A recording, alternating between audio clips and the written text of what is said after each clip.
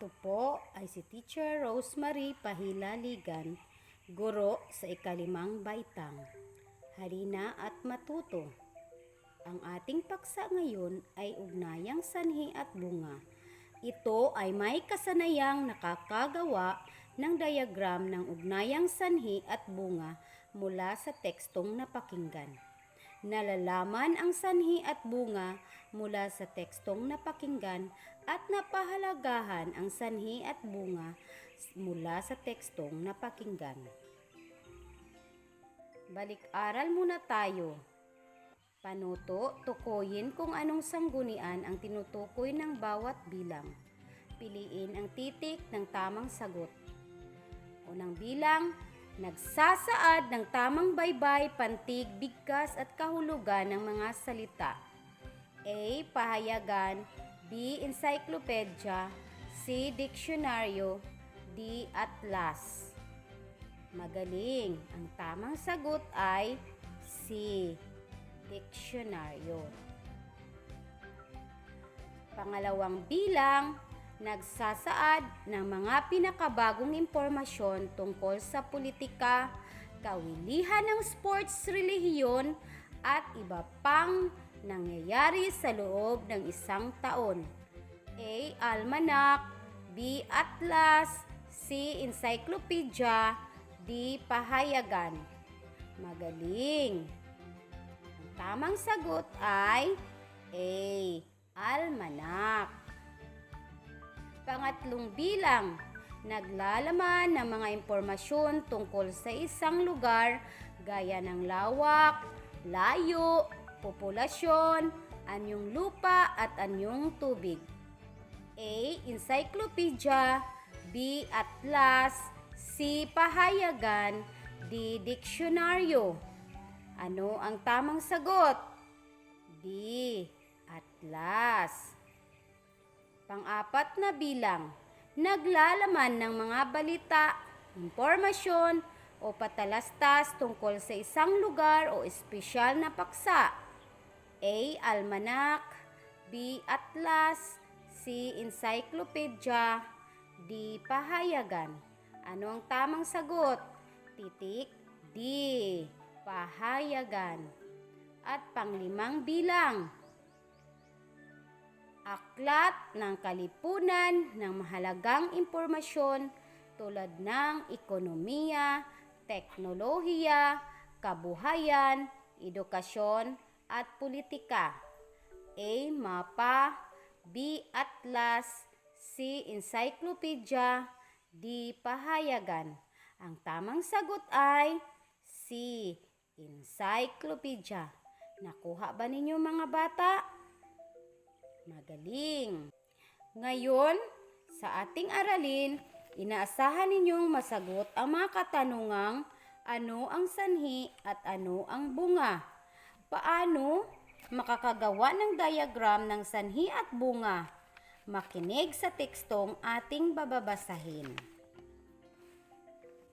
Dahil sa COVID-19, maraming pagbabago o pangyayari ang naganap sa taong 2020. Nagsara ang mga paaralan at naging online classes ang pag-aaral. Bumagsak ang ekonomiya ng ating bansa. Marami ang nawala ng trabaho at lalong naghirap dahil sa pagsasara ng mga negosyo. Sagutin ang mga sumusunod na tanong tungkol saan ang napakinggang teksto. Sagot, COVID-19. Pangalawang bilang, ano ang nangyari sa pagdating ng COVID-19? Maraming pagbabago ang naganap. Pangatlong bilang, ano-ano ang mga pagbabagong ito? Sagot, nagsara ang mga paaralan, nagkaroon ng online classes, bumagsak ang ating ekonomiya, nagsara ang mga negosyo, marami ang nawala ng trabaho. Dahil sa COVID-19, maraming pagbabago ang naganap sa taong 2020. Ano ang nangyari? Maraming pagbabago ang naganap sa taong 2020. Bakit ito nangyari? Dahil sa COVID-19. Pansinin ang sagot na nakalagay. Ano ang nangyari? Maraming pagbabago ang naganap sa taong 2020. Ito ay nagpapakita ng pangyayari na kinalabasan o resulta ng isang sitwasyon. Ito ay tinatawag na bunga. Bakit ito nangyari? Dahil sa COVID-19. Ang sagot naman na nakalagay sa bakit ito nangyari ay nagpapakita o nagsasaad ng kadahilanan kung bakit naganap ang isang pangyayari. Ito ay tinatawag na sanhi. Dumako tayo sa isa pang halimbawa. Umalis si ate nang hindi nagpapaalam, kaya napapagalitan ni nanay. Ano ang nangyari? Tama, napagalitan ni nanay. Dahil ito ay nagpapakita ng kinalabasan ng pangyayari, tinatawag itong bunga. Bakit ito nangyari? Umalis si ate nang hindi nagpapaalam. Ito ay nagpapakita ng kadahilanan ng pangyayari, kaya tinatawag itong sanhi. Ano nga ba ang sanhi at bunga? Tandaan, ito ay tumutukoy sa pinagmulan o dahilan ng pangyayari. Ito ay nagsasabi ng mga kadahilanan o nagbibigay ng paliwanag sa mga pangyayari. May mga pang-ugnay o hudyat na nagpapahayag ng dahilan o sanhi. Kasi, sapagkat o pagkat, dahil sa, palibhasa, naging. Bunga. Ito ay ang resulta o kinalabasan ng pangyayari. Mga pang-ugnay o hudyat na nagpapahayag ng bunga o resulta. Kaya naman, kung kaya, bunga nito. Kapag sinabi naman na bunga, ito ay ang resulta o kinalabasan ng pangyayari. Ito ang epekto ng kadahilanan ng pangyayari. Narito naman ang mga pang-ugnay o hudyat na nagpapahayag ng bunga o resulta. Kaya naman, kung kaya, bunga nito.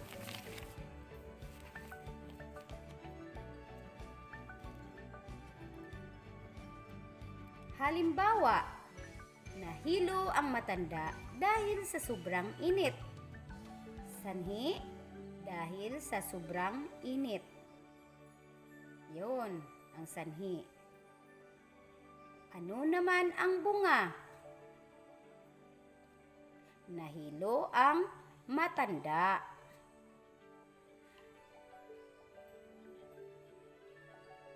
Pangalawang halimbawa, napuyat si Lito kaya hindi siya nagising ng maaga. Ano ang sanhi? Napuyat si Lito at ano naman ang bunga? Kaya hindi siya nagising ng maaga. Isa sa mga paraan upang maipakita ang ugnayan ng sanhi at bunga ay ang paggawa ng diagram. Ito ay isang disenyo ng geometriko na mga impormasyon. Ito ay ginagamit upang mas maipakita sa biswal na pamamaraan ang kaugnayan ng mga impormasyon. Dahil sa COVID-19, maraming pagbabago o pangyayari ang naganap sa taong 2020. Nagsara ang mga paaralan at naging online classes ang pag-aaral. Bumagsak ang ekonomiya ng ating bansa, marami ang nawalan ng trabaho at lalong naghirap dahil sa pagsasara ng mga negosyo. Muli nating balikan ang tekstong napakinggan. Gagawa tayo ng diagram upang pag-ugnayin natin ang sanhi at bunga sa tulong ng concept map. Ito ang concept map. Mula sa diagram na ito, pag-ugnayin natin ang sanhi at bunga. Sa tekstong napakinggan, ang ating sanhi ay COVID-19. Ano-ano naman ang mga pagbabago na naganap sa taong 2020? Tama, nagsara ang mga paaralan. Tumpak, marami ang nawalan ng trabaho. Magaling, bumagsak ang ekonomiya. Tama, pagsasara ng mga negosyo. Ngayon naman, tingnan ang isa pang diagram. Punan natin ang angkop ng sanhi o bunga. Batay sa hinihingi ng bawat bilang. Unang bilang, kung ang bunga ay maraming pagbabago ang naganap sa taong 2020, ano ang sanhi nito? Tama, COVID-19. Ikalawang bilang, kung ang sanhi ay nagsara ang mga paaralan, ano ang naging bunga nito? Tama, naging online classes ang pag-aaral. Ikatlong bilang, ang sanhi ay nagsara ang mga negosyo.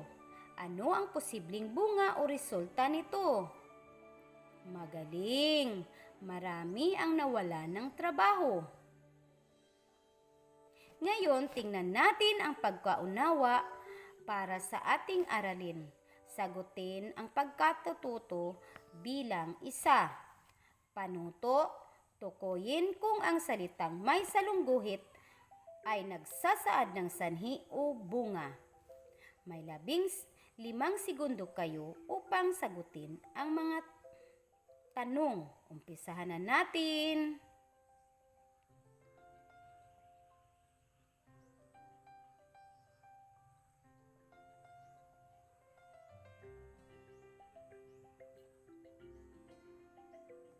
Iwasto natin sa unang bilang. Ang sagot ay sanhi. Tama. Sa ikalawang bilang, ang sagot ay tama. Ito ay bunga. Sa ikatlong bilang, magaling. Ito ay sanhi. Sa ikapat na bilang, mahusay. Sanhi. At sa panglimang bilang, tama, bunga. Mahusay mga bata. Dumako tayo sa inyong gawain sa pagkatuto bilang 2. Panuto, buuin ang diagram sa pamamagitan ng paglalagay ng mga angkop na bunga mula sa tekstong napakinggan. Ang paninigarilyo ang nakakaapekto sa kalusugan ng tao. Ito ay nagdudulot ng maraming sakit tulad ng asma, sakit sa puso, kanser sa bibig, kanser sa baga, paghina ng immune system, at iba pa. May 15 segundo kayo upang sagutin. Umpisahan na natin.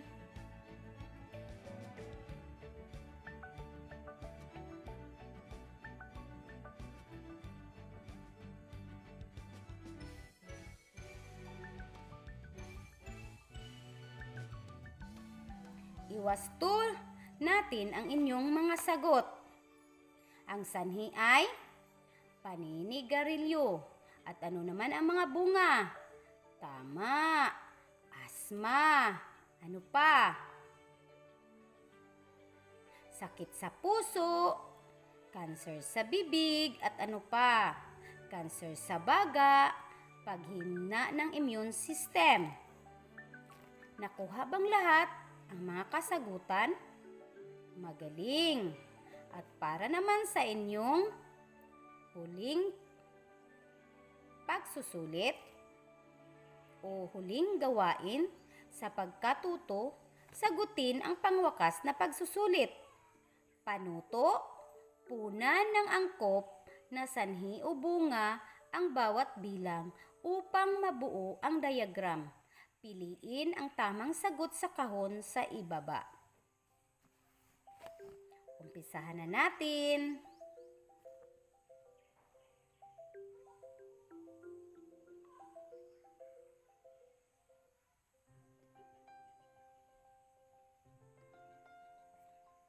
Iwasto natin ang inyong mga sagot. Kung ang bunga ay mabilis na itinakbo sa ospital, ano ang sanhi? Tama, nahirapan huminga. Kung ang sanhi ay umulan ng malakas, ano ang bunga? Maraming lungsod ang lumubog sa baha. Magaling! Sino nakakasagot? Kung ang bunga ay nakakakuha ng mataas na marka sa pagsusulit, ano naman ang sanhi? Tama, nag-aaral ng mabuti si Dan. Pang-apat na bilang, kung ang sanhi ay dahil sa labis na paninigarilyo, ano naman ang bunga? Nagkaroon ng sakit sa baga. Tama. Pang-limang bilang, kung ang bunga ay nagpositibo sa COVID-19, ano ang sanhi? Nakahalubilo niya ang taong may sakit na COVID-19.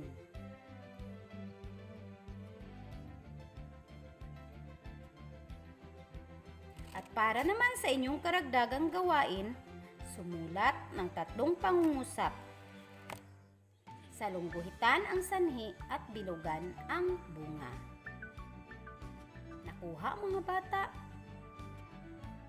Hanggang sa muli, maraming salamat po!